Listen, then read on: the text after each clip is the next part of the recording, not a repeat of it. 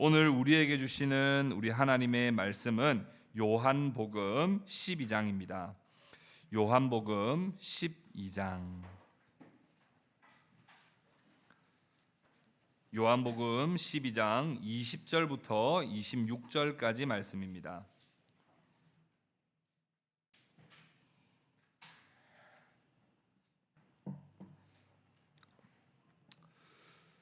우리 합독하여 하나님의 말씀을 받도록 하겠습니다. 하나님의 말씀을 우리 함께 합독합시다.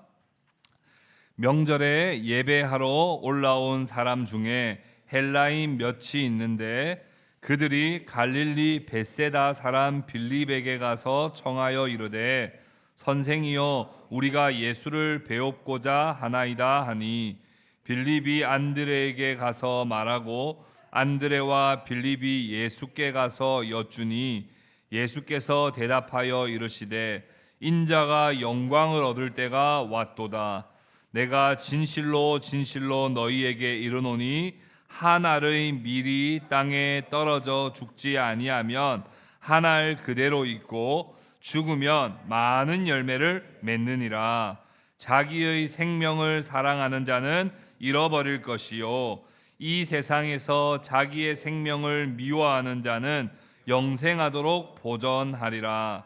사람이 나를 섬기려면 나를 따르라. 나 있는 곳에 나를 섬기는 자도 거기 있으리니 사람이 나를 섬기면 내가 아버지께서 그를 귀히 여기시리라. 아멘.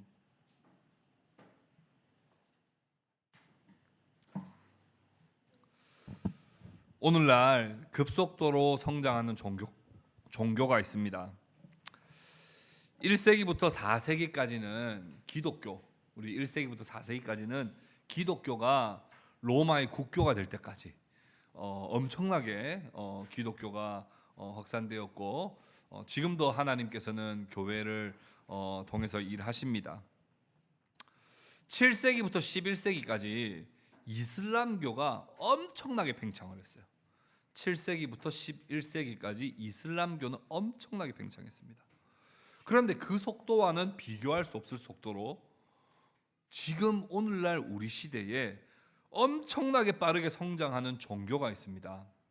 어떤 종교일까요? 자아 숭배라는 종교입니다.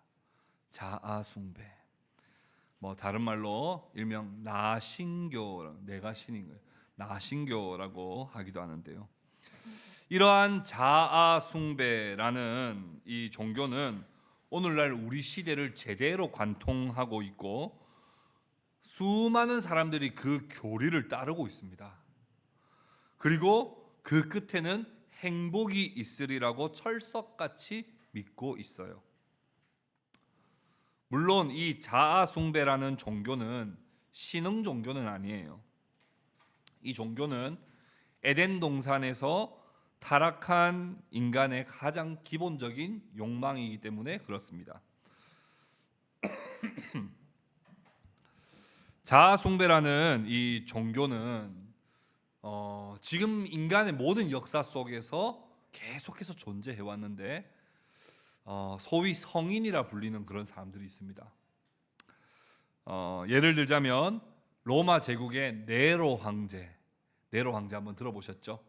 이 네로 황제 같은 경우는 로마를 제국으로 만들고는 제국의 신앙을 무엇으로 설정했냐면 자아 숭배로 설정했어요.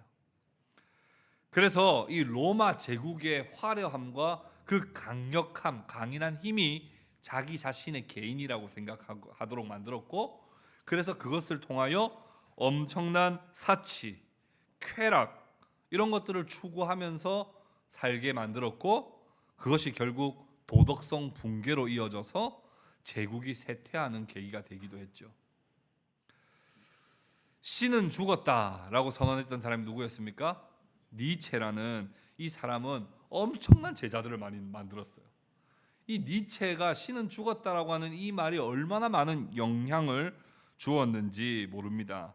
그 중에 한 명인 미셸 푸코라는 사람은 니체의 영향을 받아서 거의 자기가 신이다, 내가 최고다 하는 생각을 가지게 되었고, 거기에서부터 나온 게 성적 사디즘, 이 마조히즘이라고 하는, 그러니까 성적 쾌락을 엄청나게 발전시키고 그리고 변태적인 성향까지 추구하는 그런 문화들을 만들어낸 사람이 되었어요.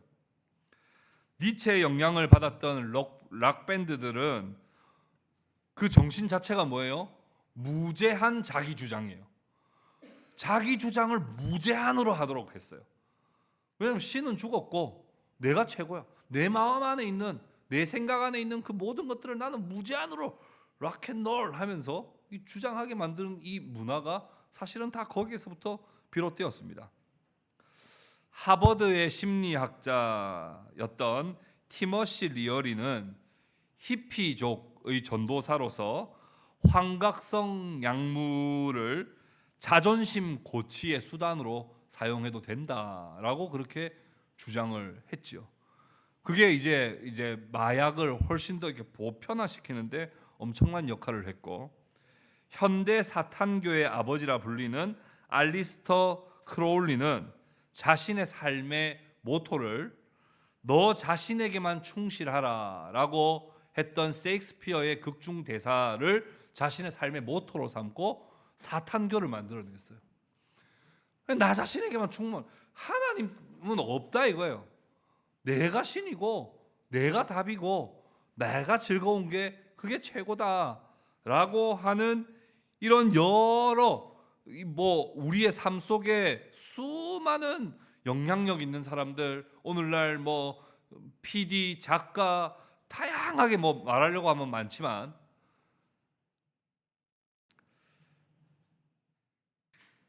오늘날 시대에 이러한 사상들이 완전히 관통해서 모두가 다 자기를 찬양하고 있고 모두가 다 자기만을 위하면서 살아가고 있습니다. 오늘날 우리는 자아 숭배라고 하는 종교에 우리는 완전히 잠식당해 버렸습니다. 하나님의 형상대로 지음받았던 인간이 타락하자마자 했던 일들이 뭐예요? 하나님의 형상을 걷어내고 하나님을 나의 형상대로 만들어 버렸어요. 내가 하나님의 형상대로 지음받은 존재가 아니라 내가 중심이 되어 하나님도 나의 형상으로 만들어 버렸어요.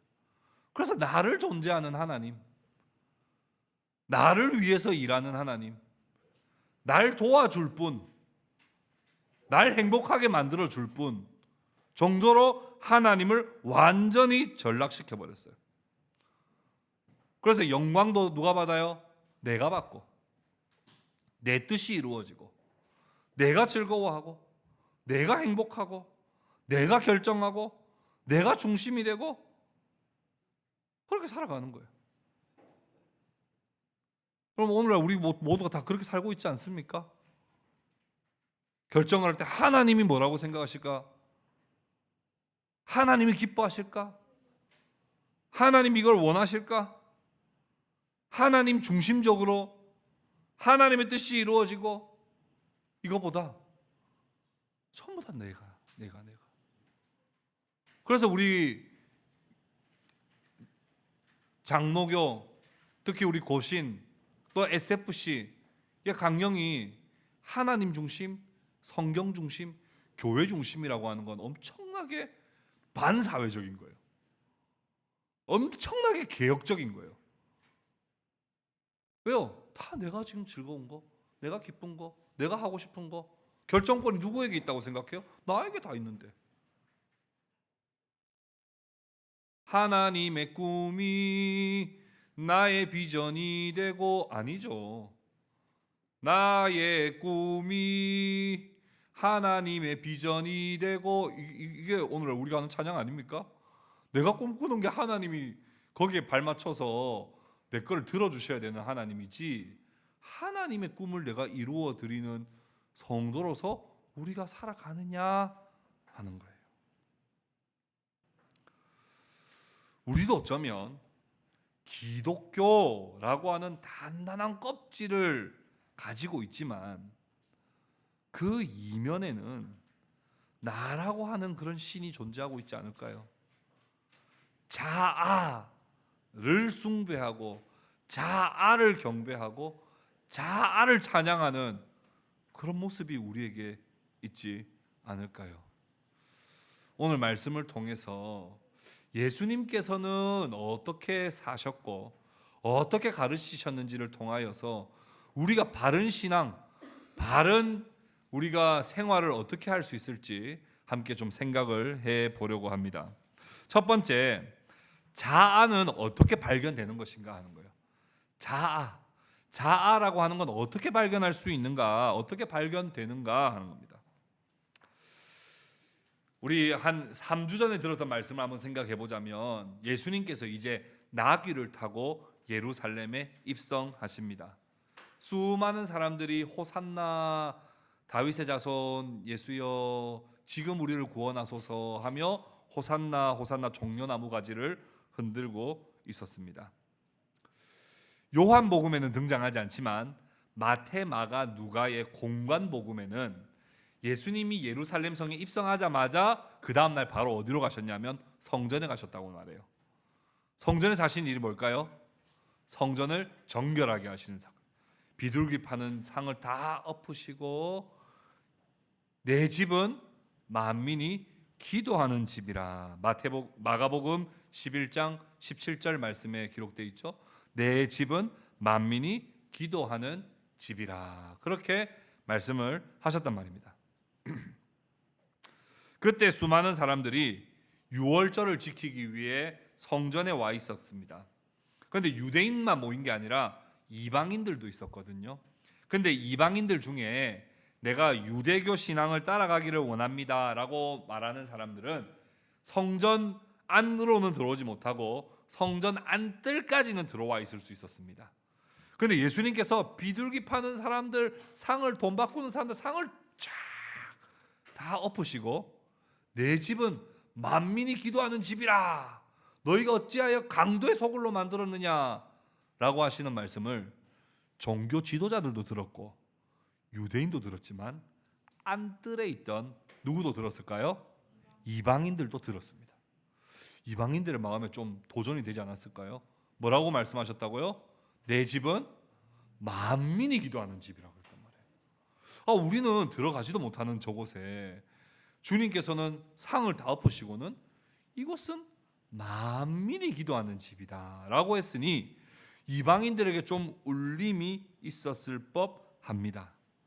오늘 본문 말씀을 같이 한번 읽어봅시다. 20절 21절입니다. 20절 21절 같이 한번 읽어보겠습니다. 시작.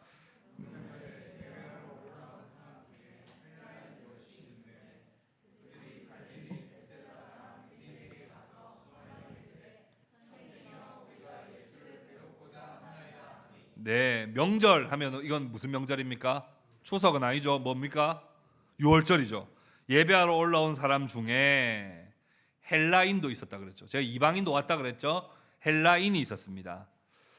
그들이 갈릴리 베세다 사람 빌립에게 가서, 그러니까 여기 20절과 21절 사이에 어떤 사건이 있었다는 걸 알 수 있어요? 성전 정결 사건이 있었다는 거 아시겠죠? 이래서 마태, 마가, 누가복음을 같이 봐야 되는 겁니다. 이게 요한복음만 보면 그 사이에 무슨 일이 있었나 잘 모릅니다. 근데 마태, 마가, 누가에 보면 이때 성전 정결 사건이 있었다는 걸 알 수 있고, 그 사건 이후에 갈릴리 베세다 사람 빌립에게 헬라인 몇 명이 가서는 예수님을 만나고 싶습니다. 좀 만나게 해주세요 라고 이야기를 했다는 거예요. 그래서 빌립이 고민하다가 안드레에게 가서 물어보고 안드레와 결국 예수님께 여쭈어 보기로 합니다. 예수님, 헬라인들 몇 명이 와가지고 예수님을 만나자고 하는데 어떻게 할까요? 된다고 할까요? 안 된다고 할까요? 어떻게 하면 좋겠습니까? 라고 빌립과 안드레가 예수님에게 가서 여쭈었습니다. 그런데 예수님이 그때 기다리셨다는 듯이 아주 특별한 반응을 보이세요. 된다, 안 된다, 지금 시간이 없을 것 같은데 내일 오라고 하든지 뭐 하면 될 텐데, 예수님은 아주 특별한 반응을 보이셨어요. 질문하고는 좀 동떨어진 것 같은 그런 반응이에요. 23절 같이 한번 읽어볼까요? 23절 같이 읽읍시다. 시작. 예수께서 대답하여 이르시되 인자가 영광을 얻을 때가 왔도다. 아니 뭐 된다 안 된다도 아니고 한 시간 뒤는 괜찮을 것 같은데 이건 또 아니라 기다리셨다는 듯이 인자가 영광을 얻을 때가 왔도다. 갑자기 이렇게 말씀하시니까 빌립과 안드레가 무슨 말씀인가 아마 했을 것입니다. 지금까지 예수님은 항상 무슨 말씀을 많이 하셨어요? 내 때가 이르지 않았다고 하셨어요. 아직은 낮이다 그랬어요. 내 때가 이르지 않았다는 말씀을 계속 하셨는데 최초로 예수님께서 내 때가 왔다고 말씀을 하신 최초의 말씀입니다. 도대체 예수님은 어떤 때를 기다리신 걸까요? 예수님은 어떤 때를 기다리셨기에 내가 인자가 영광을 얻을 때가 왔다 이렇게 말씀하셨을까요? 그때는 바로 십자가를 지실 때이면서 동시에 누가 찾아오는 때입니까? 이방인들이 찾아오는 때입니다. 예수님은 십자가를 지심을 통하여 수많은 이방인들을 초청하여 구원하시기를 원하셨거든요. 그래서 헬라인들이 와서 예수님을 만나고 싶습니다라고 할 때 인자가 영광을 받을 때가 왔다. 이것은 죽을 때가 왔다는 말인 동시에 이방인들을 내가 초청하여 그들을 구원할 때가 왔다라고 하는 말씀인 것입니다.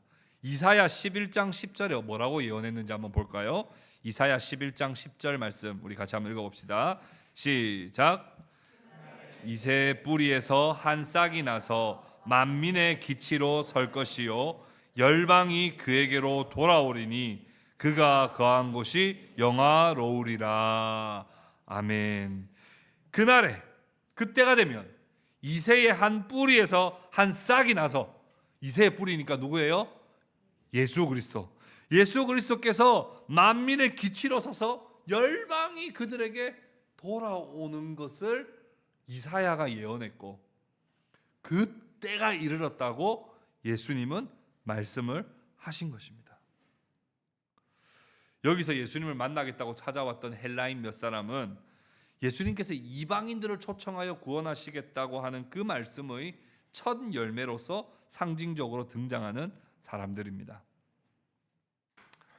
여러분, 예수님은 이 땅에 왜 오셨습니까? 예수님 이 땅에 왜 오셨어요? 본인의 꿈은 뭐였을까요? 예수님의 꿈은 뭐였을까요? 예수님이 이루고자 하는 건 뭐였을까요? 왜 사셨을까요?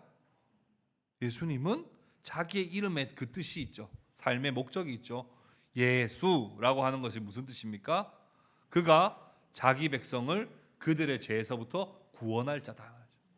그가 자기 백성을, 그게 이방인이든 유대인이든 자기 백성을 그들의 죄에서부터 구원할 자로 이 땅에 오셨고, 그렇게 예수님은 수많은 사람들을 위하여 자신을 드림으로써 그들을 살리고자 하기 위하여 이 땅에 오셨다는 거예요.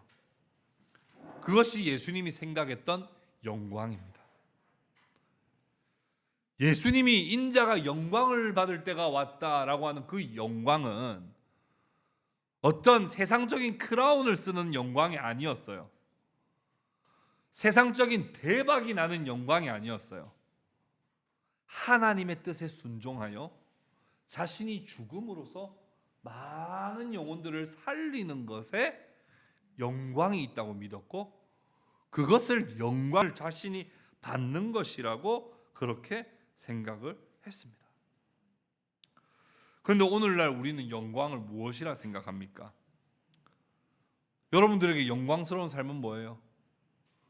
오늘날 이 세상 사람들에게 영광은 뭡니까?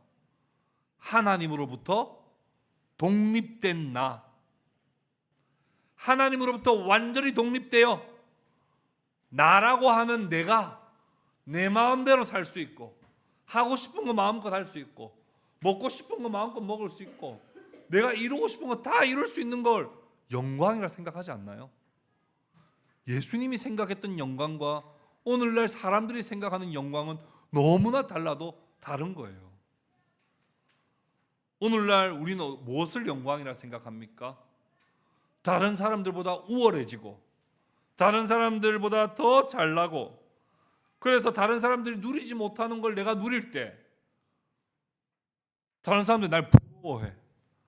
다른 사람들이 나도 저렇게 저거 가지고 싶은데, 나도 저렇게 하면서 살면 좋겠는데, 그럴 때 뭔가 내가 뭐 되는 것처럼 영광스럽다 하하하하 하지 않냐고요.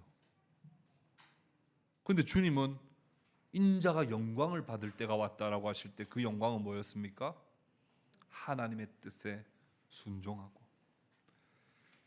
순종하되 죽기까지 순종하고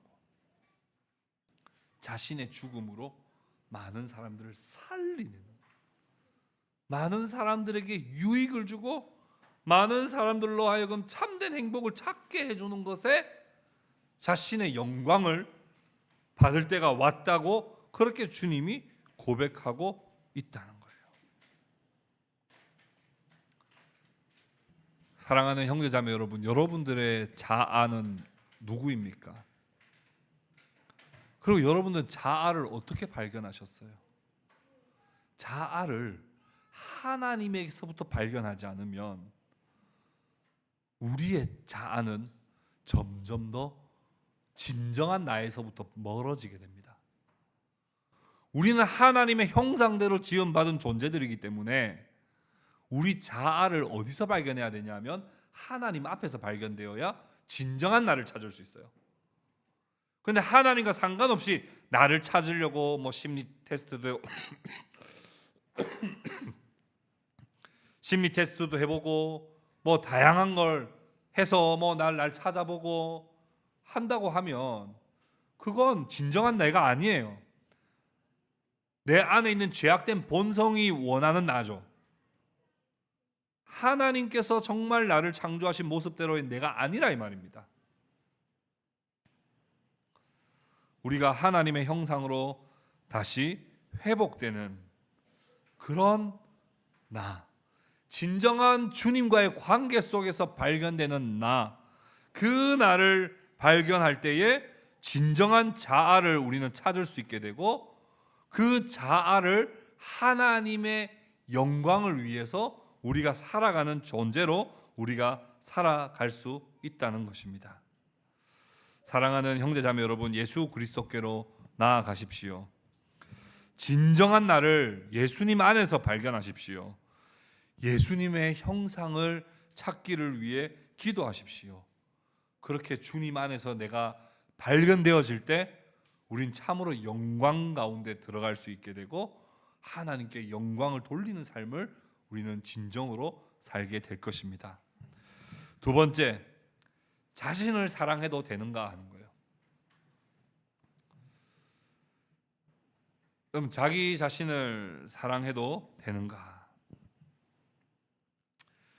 예수님께서 말씀하신 영광은 다름 아닌 십자가였습니다. 그 누구도 이 세상 사람들은 십자가를 영광이라 생각하지 않았고, 그 당시 사람들도 모두가 십자가는 저주라고 생각했지만 예수님은 그 십자가의 영광이 있다고 믿으셨고 그 십자가를 통해 하나님의 영광을 드러내셨습니다. 그리고는 비유를 통하여 다시 그 영광스러움에 대해서 말씀하시는데요, 24절 말씀 우리 같이 읽어보도록 하겠습니다. 24절 같이 읽도록 하겠습니다. 시작. 내가 진실로 진실로 너희에게 이르노니 한 알의 밀이 이 땅에 떨어져 죽지 아니하면 한 알 그대로 있고 죽으면 많은 열매를 맺느니라. 아멘. 예수님께서 이루시는 영광과 영화는 세상의 방식과는 정반대의 방식이었습니다. 힘이나 권력으로 이루는 영광이 아니라 독특한 아름다움을 가진 아주 존귀한 방식이었어요. 그게 뭐였냐? 한 알의 밀이 떨어져 죽음으로써 많은 열매를 맺는 그 원리였어요. 한 알의 밀이 떨어져서 새싹이 트고 자라나서 결실을 많이 맺는 것처럼 그리스도께서 자신이 깨어지고 부셔지고 찢김으로써 많은 사람들을 살리는 거.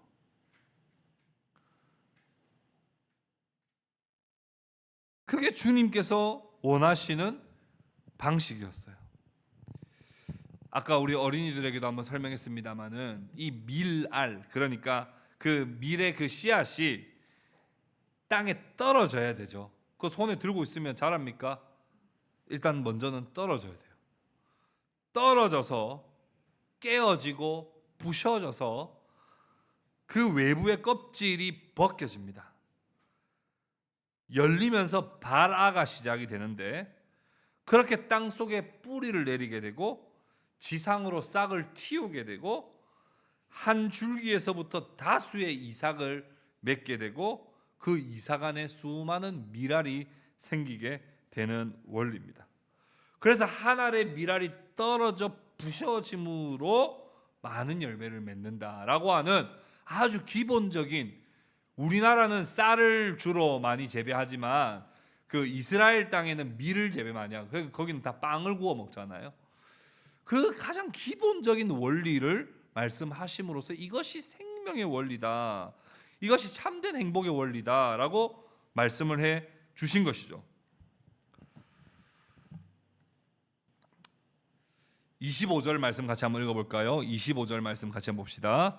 자기의 생명을 사랑하는 자는 잃어버릴 것이요, 이 세상에서 자기의 생명을 미워하는 자는 영생하도록 보전하리라. 성경에는요, 두 가지의 생명이 있습니다. 두 가지의 생명이 기록되어 있어요. 성경에는 다 생명이라는 말로 그냥 한글에서는 번역하지만 헬라어는 생명이라고 하는 걸 두 가지로 나눕니다. 첫 번째는 푸시케라고 하는 단어예요. 푸시케. 이 푸시케라고 하는 이 생명이라고 번역된 단어가 있고, 또 하나는 조에라고 하는 단어가 있습니다. 조에. 한글 성경에는 다 생명이라고 그냥 번역을 해버렸습니다. 그래서 이 내용을 원어로 잘 이해하는 것이 도움이 되는데요, 이 푸시케라고 하는 것은 우리 알파벳으로 치자면 PS 푸시케, PSYCHE입니다. PSYCHE. 이거 이제 헬라어로 푸시케라고 하는데, 이게 이제 어떤 뜻이냐면 마음, 자아, 정신, 육체적 생명, 이런 걸 말합니다. 그러니까 이 푸시케에서 나온 게 뭐겠어요? 예, 그렇죠. 이 사이콜로지 이런 것들이 거기서 나온 거예요. 심리학이라든지 이런 것들이 다 여기 푸시케에서 나온 거예요. 그러니까 오늘 우리 25절에 보면 자기 생명을 사랑하는 자는 잃어버릴 것이요 라고 할 때 이 생명은 푸시케입니다. 육체적인 몸 혹은 심리, 정신, 이걸 사랑하는 자는 어떻게 된다고요? 잃어버린다고요. 이 세상에서 자기 생명을 미워하는 자는 할 때 이 생명은 무슨 생명일까요? 이것도 푸시케입니다. 그런 자신의 육신의 몸, 정신, 이런 심리, 이런 생명을 미워하는 자는 영생하도록 보전하리라 할 때 번역된 영생이라고 하는 건 조에입니다. 그럼 이 조에는 뭐냐 하면, 조에는 생명의 근원이 되는 영적이고 본질적인 생명을 말합니다. 하나님, 신적인 하나님과 연결된 생명을 말할 때 조에라고 말합니다. 요한복음 11장 25절 26절에 보면 예수님께서 이렇게 말씀하시죠. 나는 부활이요 생명이니, 이렇게 말씀하세요. 이게 그 나사로를 살리실 때 하신 말씀이거든요. 나는 부활이요 생명이니 할 때 이 생명은 푸시케일까요, 조엘까요? 조에죠. 이걸 푸시케로 이해하면 나사로가 육체적으로 살아난 것에만 의미를 부여하게 되는 거죠. 이해되세요? 나는 푸시케, 나는 육체적인 걸 살리는 사람이니 라고 생각만 하면 그냥 단지 그냥 육체적으로만 살리는 것만 생각하지만, 나는 부활이요 조에니, 나는 영적으로 너희를 영생을 주는 자로서 내가 이곳에 왔다라고 하시는 말씀으로 우리가 이것을 이해하면 이 말이 더 잘 이해가 되는 거예요. 그럼 다시 한번 25절을 봅시다.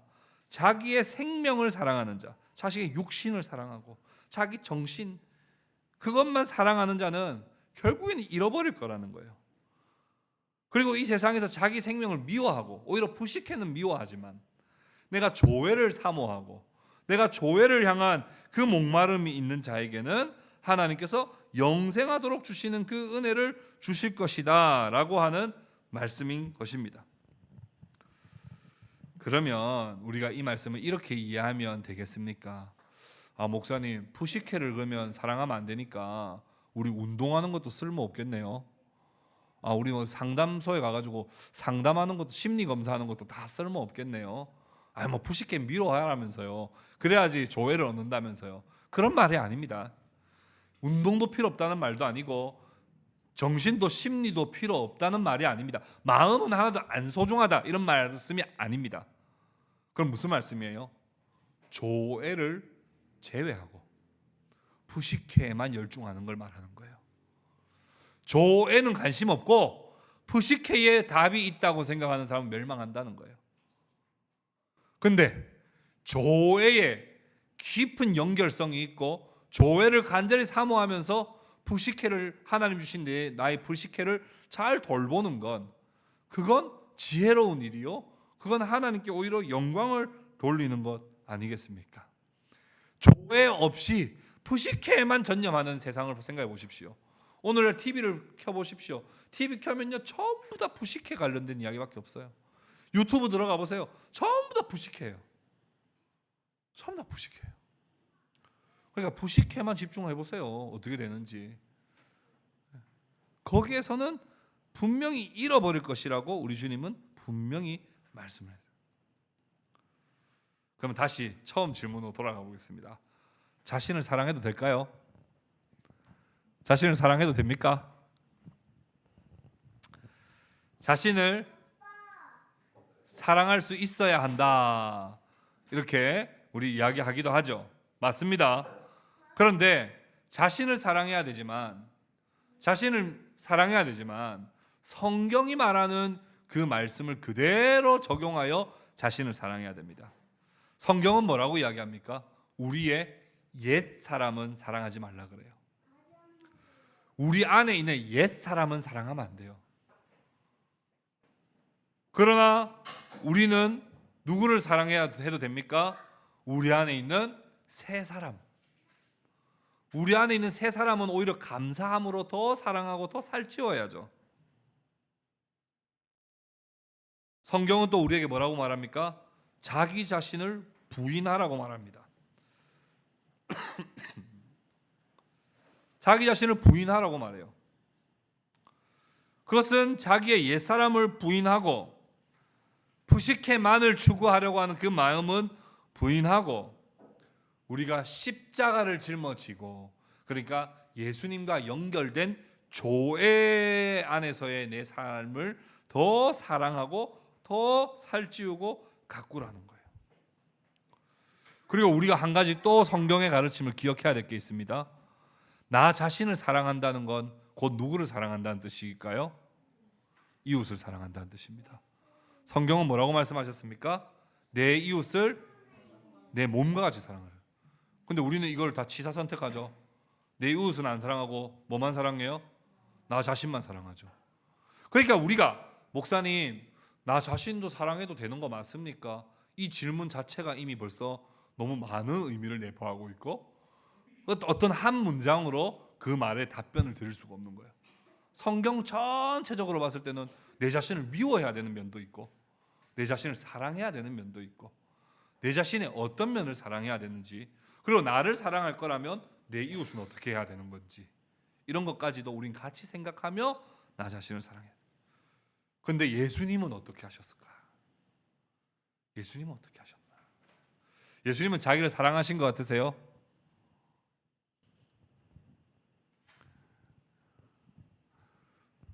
예수님 자기를 사랑하셨을까요? 자기를 미워하셨을까요?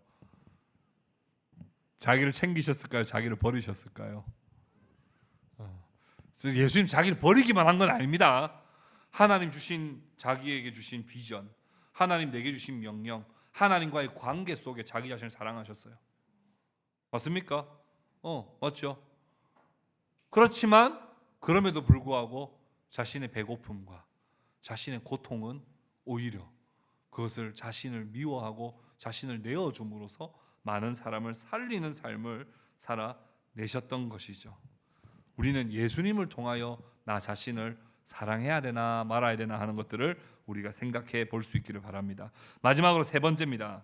미랄로 살아가는 기쁨입니다. 미랄로 살아가는 기쁨. 우리 26절 마지막으로 같이 한번 읽어볼까요? 같이 읽겠습니다. 시작. 사람이 나를 섬기려면 나를 따르라. 나 있는 곳에 나를 섬기는 자도 거기 있으리니 사람이 나를 섬기면 내 아버지께서 그를 귀히 여기시리라. 그리스도의 제자도의 핵심은 그리스도를 닮는 거예요. 주님이 가시면 나도 가고 주님이 멈추시면 나도 멈추는 거예요. 주님이 하시는 삶을 그대로 따라 사는 것이 주님의 제자도의 핵심입니다.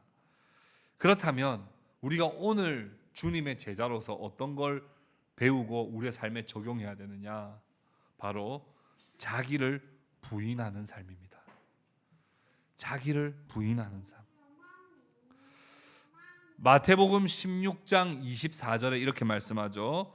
이에 예수께서 제자들에게 이르시되 누구든지 나를 따라오려거든 자기를 부인하고 자기 십자가를 지고 나를 따를 것이니라. 물론 예수님이 부인하셨던 자기 부인과 우리에게 맡겨진 자기 부인은 질과 이 차원에서 분명히 다릅니다. 예수님께서 부인하신 그런 삶을 우리도 살 수는 없습니다. 우리가 다른 사람을 위해서 다 죽어준다 그러면 우리 다 십자가 어떻게 다 지겠어요? 다 각자 다 세용 형제 이탈리아 가가지고 십자가 팍 지고 이게 예수님이 하셨던 것처럼 우리도 그렇게 할 수는 없단 말이에요. 저도 이 앞에서 십자가 이렇게 할 수는 없어요. 예수님이 지셨던 자기 십자가와 내게 주어진 십자가는 질과 차원에선 다릅니다만 그러나 삶의 원리는 사실은 같다는 걸 우리는 인정하고 받아들이고 그렇게 살기를 우리는 힘써야 합니다. 어떤 원리입니까? 자기를 죽여야만 많은 생명을 얻는다고 하는 그 원리. 기억하기 쉽도록 저는 이걸 미랄의 원리라고 이름을 붙이겠습니다. 이 미랄의 원리만이 생명을 태동시킬 수 있습니다. 이 미랄의 원리는 창조의 원리고 구원의 원리입니다. 첫사람 아담을 하나님 만드시고 하와를 만드시잖아요. 그렇죠? 하와를 만드실 때 어떻게 하셨어요? 아담을 어떻게 하셨어요? 깊게 잠들게 했어요. 창세기 2장 21절에 보면 아담이 깊이 잠들게 했어요. 그리고 그 잠들 때 굳이 다른 걸로 해도 될 텐데 굳이 어떻게 하셨어요? 아담의 갈빗대를 뗐단 말이에요. 왜 그러시죠? 아담이 뭐 잘못했나요? 왜 아담의 갈빗대를 떼서 한 생명을 또 만들었을까 하는 걸 우리는 생각해 봐야 돼요. 그러니까 생명은 하나님이 어떻게 나게 하시냐 하면 그 사람의 한 생명을 죽어짐으로부터 한 생명이 나오게 하는 그 원리를 하나님은 생명의 원리로 처음부터 만드신 거예요. 그러니까 한 남자에서부터 한 여자가 나오게 되죠. 한 남자에서부터 한 여자가 나오는 그 생명을 만드는 원리를 남자의 갈빗대를 떼는 것으로 선택하셨단 말이에요. 그냥 돌로 만드실 수도 있고 뭐 단단한 게 필요하시다 그러면 다른 걸로 만드실 수도 있을 텐데 굳이 남자의 갈빗대를 떼가지고 만드셨다는 거. 또 두 번째, 남자에게서 여자가 나왔지만 여자에게서는 또 생명들이 잉태하죠. 생명들이 잉태할 때 원리는 어떤 원리입니까? 미랄의 원리입니다. 생명을 그냥 잉태하는 법이 없습니다. 해산의 수고를 반드시 통해서 하나님은 존귀한 생명을 낳게 하신단 말이에요. 창세기 3장 16절에 보면 또 여자에게 이르시되 내가 네게 임신하는 고통을 크게 더하리니 내가 수고하고 자식을 낳을 것이며 그랬어요. 한 남자에게서 한 여자가 나올 때도 갈빗대를 떼야 하는 그런 원리를 통하여 한 여자를 만드셨고, 여자에게서 또 생명들을 낳게 하실 때는 그 여자에게 해산의 수고를 하게 하여 아이를 낳게 하신다고요. 이게 생명을 낳는 원리예요. 여러분, 이 세상에 생명보다 소중한 거 있습니까? 돈 몇백억이 중요해요. 생명이 소중해요. 생명보다 더 소중한 게 어디 있습니까? 근데 그 생명을 어떻게 낳느냐? 죽어짐을 통해, 고통을 통해, 미랄의 원리를 통해 생명을 낳더라는 거예요. 여러분, 교회 안에도 한 성도 한 성도를 생명을 낳습니다. 교회 안에 한 생명을 낳을 때 어떻게 나올까요? 갈라디아서 4장 19절 한번 읽어볼까요? 갈라디아서 4장 19절 같이 읽어봅시다. 시작. 너희 자녀들아, 너희 속에 그리스도의 형상을 이루기까지 다시 너희를 위하여 해산하는 수고를 하노니. 그리스도의 형상을 이루어 나가는 참된 성도를 교회에서 만들어낼 때도 그냥 몇 번 설교한다고 이루어지는 것이 아니고 해산하는 수고를 통하여 가르치고 인내하고 사랑하고 섬기고 하는 그 수고를 통하여 한 영혼 한 영혼이 하나님의 형상을 이루어 나가는 생명이 이루어진다는 거예요. 여러분, 이 미랄의 원리를 여러분 꼭 기억하시기를 바라요. 세상에서 가장 존귀한 건 생명입니다. 그 생명을 낳는 데는 반드시 땅에 떨어져 깨어져 부셔져 봐라 하는 그 원리가 반드시 이루어질 때 생명을 낳게 되는 겁니다. 미랄의 원리 없이 생겨나는 생명은 없습니다. 그렇게 날마다 우리가 생명을 살리고 우리가 날마다 그 존귀한 생명을 우리가 가꾸고 다듬어 나가고 낳고 제자 삼고 우리에게 주신 사명을 감당하며 살아갈 때 우리에게 주신 가장 귀한 원리는 뭐냐면 자기 부인이에요. 내가 떨어져야 돼요. 내가 떨어져야 돼요. 내가 떨어지고 내가 부셔지고 나 자신을 죽임으로써 내가 진짜 그리스도인이 될 뿐 아니라 나를 통하여 많은 사람들을 하나님의 생명으로 그 조회로 우리가 연결시킬 수 있다는 거예요. 제가 요즘에 성도들이 가면서도 목사님 아직도 금요일에 가셔서 요양원에서 요즘에도 계속 예배 인도하십니까? 그런 질문들을 제가 간혹 받을 때가 있어요. 요즘에도 갑니다.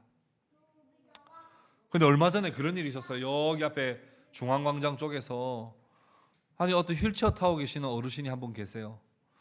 그래서 많이 봤는데 잘 기억이 안 나요.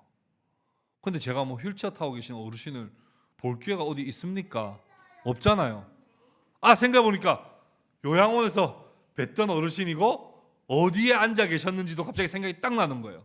그래서 제가 얼른 달려가가지고 안녕하세요 이렇게 인사를 드렸더니 외출 나오셨나 봐요 하고 인사를 드렸더니 말을 못 하시는 분인데 소리를 내시면서 눈물이 막 글썽이시는 거예요. 그때 그 딸들이 막 왔어요. 엄마 누구신데? 누구시길래 엄마랑 이렇게 인사를 해? 그랬더니 엄마가 말씀 못 하시죠. 그냥 만 하세요. 그러니까 제가 말해야 되겠다 싶어서 뭐라고 저는 일단 목사고요. 여기 요양원에 제가 금요일마다 가서 예배를 인도합니다. 그랬더니 엄마가 뭐 말씀 못 하시지만 너무 감사해하시고 너무 좋아하시는데 너무 고맙다고 하면서 저한테 그 딸들이 다 인사를 하더라고요. 사실 제가 요양원에 가서 봉사할 때 인간인지라 그런 마음이 없었던 건 아닙니다. 아침 일찍 금요일날 피곤한데 거기 가서 사례도 안 받는데 내가 가가지고 특히 또 대부분 이렇게 잘 인지가 없으신 분들도 많고 이게 무슨 열매가 있나? 내가 이거 하는 게 무슨 적절하게 기회 봤을 때 그냥 저 이제 또 좀 시간이 안 돼서 못 한다고 해야 되겠다, 이런 마음이 한 번씩 지나갔는데 참 시간을 내서 그렇게 섬기고 헌신하는데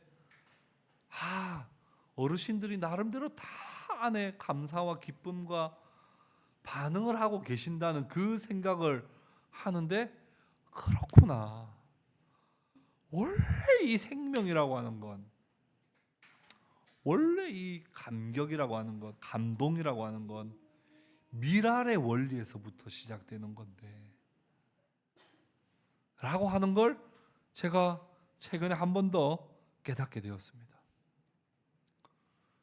이번에 선교 여행을 다녀오면서도 참, 제가 선교 여행 가면요, 제가 목사로 인솔자로 가니까요, 안 피곤하겠습니까? 안 힘들겠어요? 그렇지만 힘들다는 얘기 저 한 번도 안 합니다. 피곤하다는 얘기 절대 안 합니다. 피곤해도 피곤하다는 얘기 절대 안 합니다. 표정도 최대한 안 피곤한, 지금 저 아파 보이나요? 최대한 안 아픈, 저 오늘 주일을 위해서 6일 동안 얼마나 있는 약 없는 약 다 먹고 최대한 안 아픈 척 하려고 와가지고 지금 하고 있는 거예요. 근데 그렇게 해도 아무런 열매가 없다고 하면 참 얼마나 속상합니까? 그렇죠? 그런데도 참 하나님께서 여러분들에게 다 설명할 수 없는 귀한 열매를 맺게 하시고 얼마나 풍성한 열매를 맺게 하시는지 몰라요. 말씀을 맺겠습니다. 우리의 삶의 현실 속에 여러분 미랄의 원리, 한 알의 미랄의 원리로 여러분들 살아가시기를 바랍니다. 근데 지난주에도 설교하고 제가 피드백을 받아본 걸 생각해 보자면 이런 생각을 또 할 수 있을 것 같아요. 목사님, 세상은 그렇게 만만치가 않습니다. 져주고 죽어주고 겸손하고 섬겨주고 이러면 무시하고 오히려 더 나를 못 살게 굴고 진급도 안 시켜주고 더 우리를 괴롭게 만듭니다. 근데 왜 또 하나의 미랄이 되라고 하십니까? 그런 생각이 들 것 같아요. 그때 제가 드는 생각이, 그렇구나, 우리가 우리 안에 내재되어 있는 이 세상의 원리와 초월하시는 하나님의 말씀 안에 좁힐 수 없는 간극 속에 우리 성도들은 다 고민하고 있구나. 현실은 아닌데 말씀은 이렇게 살아라니 너무 그 간극이 크구나. 근데 그 간극을 메울 수 있는 가장 유일한 방법은 바로 기도입니다.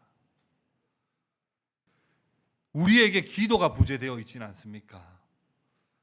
겸손하라 할 때 겸손하면 안 될 것 같은 마음이 우리 안에 내재되어 있지만, 겸손할 때 하나님이 그를 높여주시리라고 하는 초월하시는 그 말씀 앞에 우리는 한 발짝도 나갈 수 없는 두려움이 있지만, 그 간극을 메울 수 있는 기도로 우리가 나아갈 때 우리는 이 세상에 내재되어 있는 원리 속에 살아가지 아니하고 하나님이 주신 미랄의 원리로, 천국 복음의 원리로 우리는 살아갈 수 있는 것입니다. 여러분, 기도하면서 미랄의 원리를 온전히 이루며 살아가 보십시오. 반드시 하나님 말씀하신 대로 하나님의 미랄이 땅에 떨어져 썩어질 때 많은 열매를 맺겠다 하시는 그 말씀의 원리가 여러분 삶 가운데도 충만하게 일어날 줄로 믿습니다. 그러한 삶의 은혜와 간증들이 차고 넘치는 저와 여러분 될 수 있기를 주님의 이름으로 축복합니다. 우리 함께 말씀을 기억하며 우리 함께 기도하겠습니다.